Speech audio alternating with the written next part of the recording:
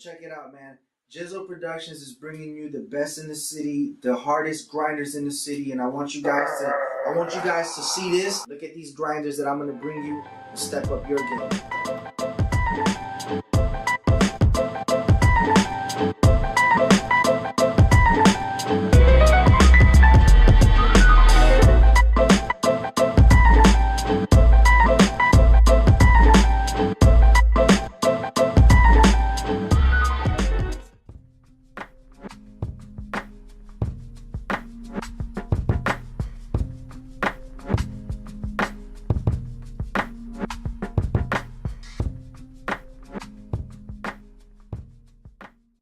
What's up, y'all? Thanks for coming back and chit-chatting with Gizzo. We are back again.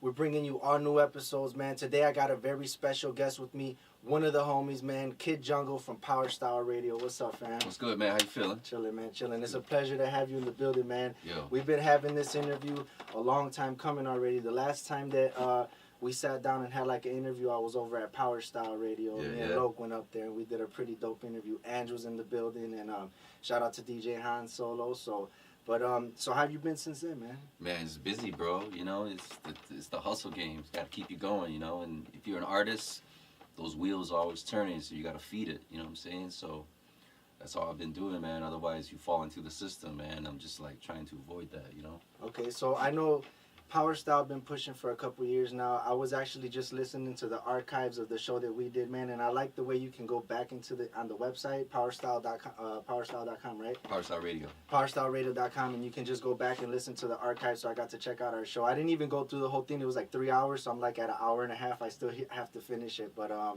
yeah, man, it's pretty dope. Now let's talk about that. How long? Like, how did you begin Power Style Radio? Let's start there. Man, Powerstyle Radio was actually put together in 2 days. That's how quick it was, because once I feel something, I'm like, I'm going to do this 100%, you know. Something I always knew growing up, it was like, if you're going to do something, you either go full force or you just let it go. Because, you know, I don't like to half-ass, I mean, you can cuss right here, all right. I don't like to half-step nothing, you know. So, I mean, I've always been told that I should do radio, right? Because of my voice and stuff like that. Ever since I was 16, you know, working behind the cash register, and people was like, yo, you should do radio with that voice. I was like, cool. Then I always had this feeling like, all right, you know what? I feel like if I don't do this now, someone else is already going to do it. So I need to hurry up and just put this together. So power of social media, I put it out there, and I was just like, yo, who do you guys think would be good for a radio show? And people responded with the quickness. I already knew those people, contacting them up. Had my man Brave Monk, you know, I mean, he's crew, he's fam, so he's always there, you know what I'm saying? He's always got a lot to say too, so a lot of experiences. Had Black Attack, you know, Crook's crew. You know, he's a seasoned veteran as far as breaking, so he brings that competition aspect. And then you got AMS. You know, he's just all around cool dude. Another great guy to have on the radio show as well, you know what I'm saying? Real knowledgeable. And he explores all the elements, so we just called him up, we put it together. Called the homie John from Q4. John's always liked me. I used to throw birthday parties over there, and it used to be crazy. Like crazy birthday parties I used to have, because I was a performer back then, so I knew every type of performer out there. Yeah. And we were cool with each other.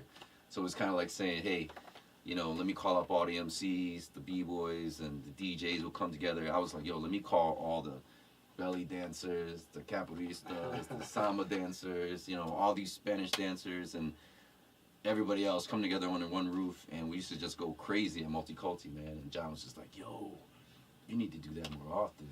Man, Multiculti, man. Now that you say that, and they don't do that no more at Q4 nah, anymore, man. Nah, I missed that spot. That was the spot where you walk out and the sun was up. Boy. It was. That's what it was too. We partied till the sun come up, and then we go on the roof and just chill, man. So John hooked it up. Big shout out to my man Drunken Monkey. He gave me the intro, and just put it together, man. In the first few months, we became the #1 station, or the #1 radio show on that station in the quickest amount of time. Okay. You know what I'm saying? So you talked before on how our slogan used to be, you know, for B-boys, urban dance and hip-hop culture. Yeah. We used to cater mostly to breaking.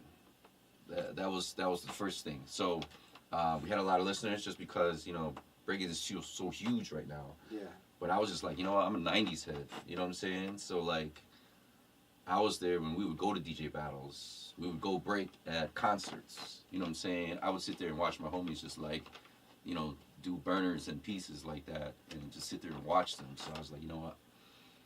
I can't just not do the other elements justice, you know what I'm saying, like that, you know, so I had to, wanted to include them as we got into it. And now our new slogan for this year, 2017, is, you know, hip-hop and street dance culture, you know what I'm saying? So I had to throw the street dance in there because Chicago and all types of other dance forms are out there, and I want to make sure that they're covered too. You know what I'm saying, for a little portion, you know, like the footworking, the juking, house music, stuff like that. You know, you can't leave them out, so that's, you know, that's how I got it. That's what's up, man. And you guys should go right now, powerstyleradio.com. And our episode, go into the archives, is episode 27. I know because I was just watching it. So you guys go check out our interview. So how long has Power Style Radio been around? Man, it's been 3 years now, bro. 3 years. 3 years, man. Time flies, bro. We were all the way in the closet, man. A multi-culti, man. Like, water dripping from the ceiling when it was raining, tile falling down. But let me ask you this. I've also had a radio show, and when I went into doing the radio show, I didn't really have like an idea of what I kind of just went into it. Is that how it was for you, or did you watch other people doing radio first and then, or did it just unravel for you? Was it natural? I think it was kind of organic, like you said. It's kind of just unraveled like that. And of course, you know, when you get into some industry like that, you want to study, right? So I would always wake up and just like listen to radio shows on, you know, what we have, you know, whether it be GCI or 96 or, you know, B103 or something like that. And I would just pay attention to how they do it. And you just start picking up on patterns and how they run their shows. So we kind of, you know, implemented that into our radio show as well. Okay, that's what's up. In the 3 years you've been doing Power Style Radio, what's been your most memorable moment? The whole, you know, is there something that stuck out? Oh, man. I mean, there's so many moments that stick out. You know what I'm saying? Just when you get, like, big names that come through and they appreciate what you do for the culture, or you get somebody from, like, out of state that appreciates what you do, and, you know, when you see the whole team together, you know what I'm saying? It's just, like, sometimes we get parts of the team that come to the radio show, but we had, you know, when we do, like, Power Star Radio anniversaries, we got, like, all the DJs there, all the hosts there. I mean, everything's going off at once, you know what I'm saying? So, like, the DJs are going off, and some teams freestyling over the mic, and we got the ciphers going on. I'm watching Brave Monk going off in the cipher. I'm like, this is hip-hop right here. And you can't replace that feeling. When we have, like, our ciphers, too, there's always something that we tell people, like, afterwards. And they're like, how is it when you're at a cipher? And I'm like, man, to be honest, it's a feeling that you can't replace that feeling. Like, being at a show like that with Ange rocking and someone, you know, breaking and someone spinning, and it's like, man, that's that feeling you just can't get anywhere else. No, absolutely, man. It's almost that feeling like in the 90s, you know what I'm saying? Like in the 90s, and as a kid coming into hip-hop culture, you see it for the first time, it's like, man, this is the shit right here. That's what's up, man. That's always a good, you know, shout out to everybody that puts on that platform and kind of keeps it, you know, there's a lot of artists that, you know, the music on the radio and all that stuff, I hear people and they're like, yeah, listen to this and this, and I'm like, oh my God. And so, like, I like to see people who put the platform on and just, you can go back and listen to that real stuff, you know? Yeah. I mean, I get people that submit music to me, and it's tough because I can't get to everybody. But, you know, I know what I like, you know what I'm saying? You know what's real and what's not real, you know what I'm saying? And for me, I'm an older head now, so I'm just like, you know, getting into all that, like, trapping and banging and stuff like that, you know, like, that's not what I do, you know what I'm saying? That's the message that I don't want to put out there. For me, it's all about just building, creating, manifesting, and just building sustainable environment, you know what I'm saying? We could thrive on what we love to do, you know what I'm saying? So I like to keep it moving just like that. There's been a couple times where I've been at different events. I can remember back in the day, like, and then they break out, like the cipher just breaks out on the dance floor.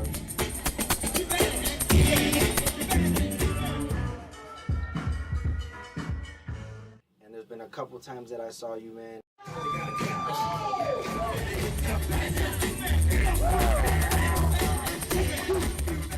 You know, let's talk about that, man. You're a b-boy before anything, right? That's your first love, right? Yeah. So, like, let's talk about, you know, how long you've been breaking and, you know, what you've been doing as a breaker, man, in the city.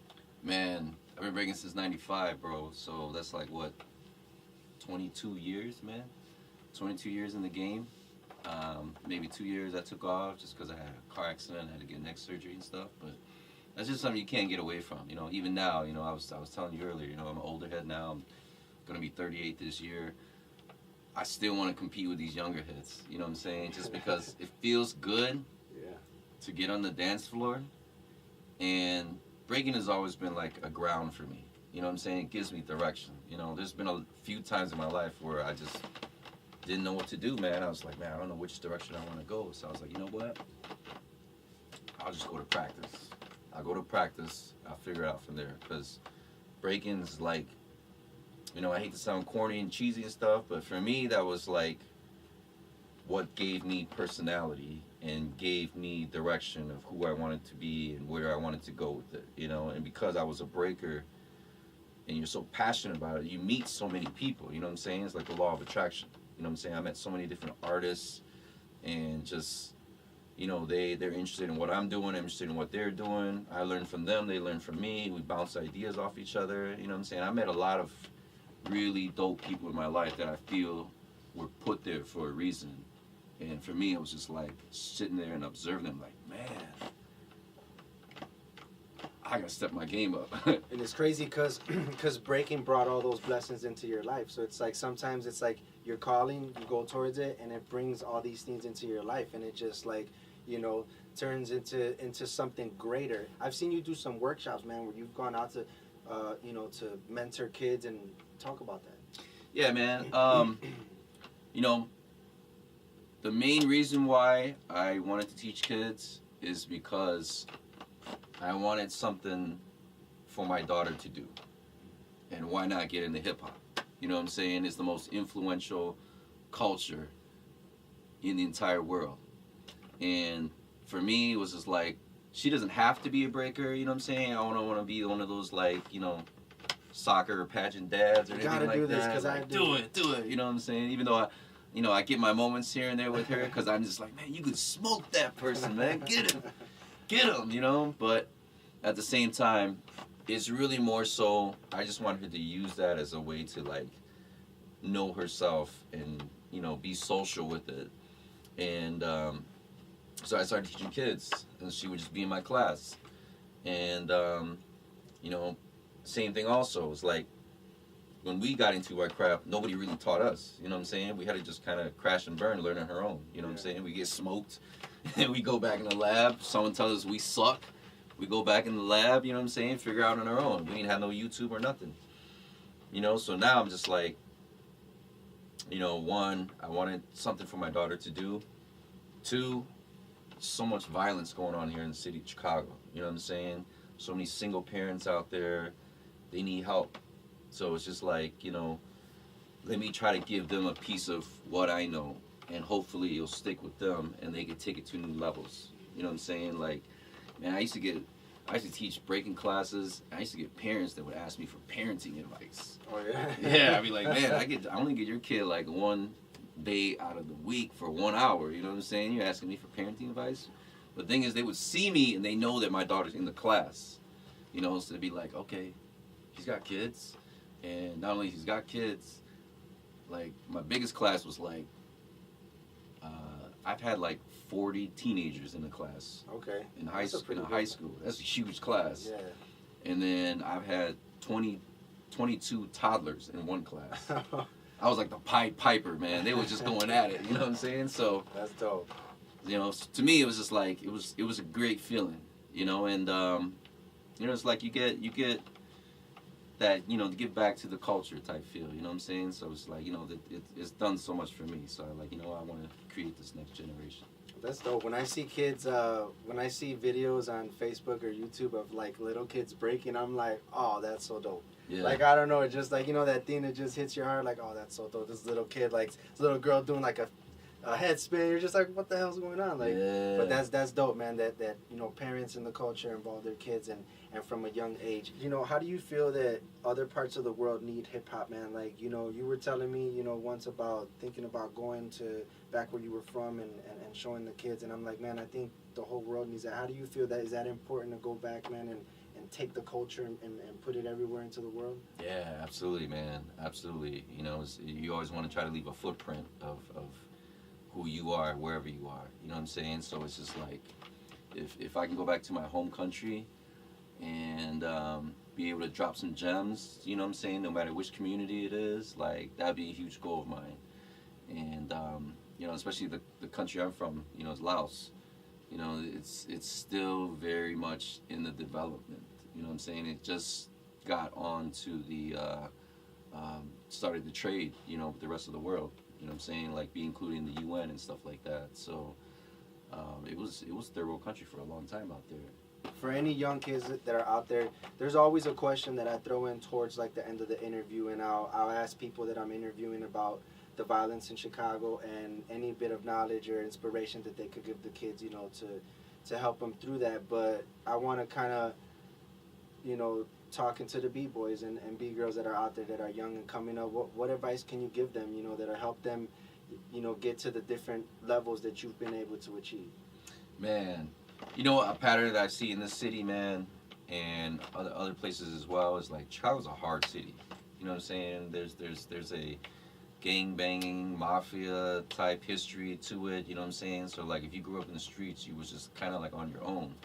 And because of that, I always feel like people don't ask for help, man. They don't seek for it, you know what I'm saying? They don't seek advice, they don't seek mentors, they don't go out and holler at people about stuff and try to network, you know what I'm saying? And it goes all the way down to like parenting, you know what I'm saying? People are always like just trying to handle their family alone, and most of the time it's just a single child. And man, it's just like, it's so much to handle, you know what I'm saying, as one person alone.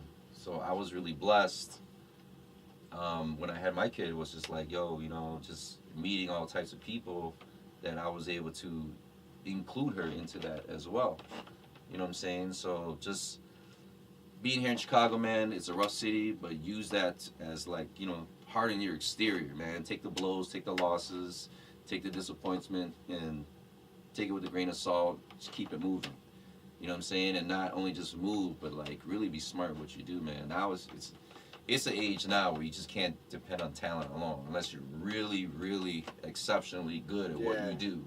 You know what I'm saying? You gotta be able to multitask between like being an artist, being an entrepreneur. You know what I'm saying? You gotta be versatile. Very versatile. You know, you can't just do one thing. You know what I'm saying? Like you'll catch me doing the radio show, teaching a workshop, hosting a bar mitzvah, you know what I'm saying, like doing social media stuff for other people. Then I got my regular job that I do. Then people ask me to like get them gigs, so like I book them gigs and stuff like that. So it's just, it's endless, you know what I'm saying? But you gotta take advantage of the city. That's what it's here for. And just keep, you know, and use it to your advantage and be versatile, like Kid Jungle said. That leads me to, how did you get the name Kid Jungle? Man, bro. All right, so there's a little. Certain people would always say like, your name should always be given to you, right? You know what I'm saying? It was hard for me because, you know, back in my hometown, like I grew up in Rockville, Illinois. Like crews that I was with, they would just drop off, and I'd be the last man standing. So I was always going from crew to crew to crew to crew, because I'm like, you know, I'm gonna keep breaking whether you guys do or not. You know what I'm saying? So at some point, I was just like, you know, man, I went through like a whole bunch of names, but Kid Jungle stuck with me because of my love for drum and bass music, man, like jungle music, man. Like when I went to, I started going to raves when they were really big, and I really got drawn into like the whole drum and bass movement. And then at the drum and bass movement parties, they would have hip hop rooms. And that's when I started seeing breakers out there and MCs out there. You know what I'm saying? So I would see the parallel between drum and bass and hip hop, Chicago hip hop. So that helped me segue into the actual hip hop scene of Chicago with that. So I was like, you know what? I love jungle so much, like I'm gonna take that name on. That's what's up. That's what's you know, up. And Kid, it was just like, you know, my face, you know, I'm always gonna look like a kid, you know what I'm saying? I'm always gonna feel like a kid no matter how old I am. At least I'm gonna try to. You know what I'm saying? I had to stretch a little more, but yeah, you know, yeah. That's what's up, man. Anything else that, you know, we haven't talked about that maybe you want the viewers to know about you? Man, it's just stay positive, people, man. You know, like, the weather screws with us, the politics screws with us, the violence and stuff like that, man. Just really think out of the box, man, and really go for it, because at the end of the day, no one's gonna make your future except, you know what I'm saying, yourself, right? And if you're not happy with your life, man, you gotta really take steps forward to make it change. And nothing like that changes overnight. You know what I'm saying? You gotta really study. You know what I'm saying? That's what school is for, right? Not necessarily what the subjects we learned there. I mean, yes, but how you learned. You know what I'm saying? Like how you studied, like what stuck with you. So, you know, for me, it was always like, you know, I'm always a student. Always got to remain humble. You know what I'm saying? Like, no matter what age you are. You know, like sometimes you meet cats that are so set in their ways. It's just like, man, you can tell the world's going to end tomorrow unless they do something. They ain't going to do it. They got to learn for it themselves. You got to go out there and just, you know what I'm saying? Like, go above and beyond to where you want to go. Because, man, there's so many people that, like you, what are you going to do to differentiate yourself from everyone else? That's what's up, man. And you know what I get out of that is, you know, you got to see it for yourself, because, you know, if you're the only one that's going to make it happen, man. I think it was Les Brown that said, you know, you gotta believe in yourself. No one else is going to see the way for you, man. Absolutely. I want to thank you for coming and rocking with us, Yo, man. I pleasure. appreciate you, brother, man. This has been another classic Gizzo interview.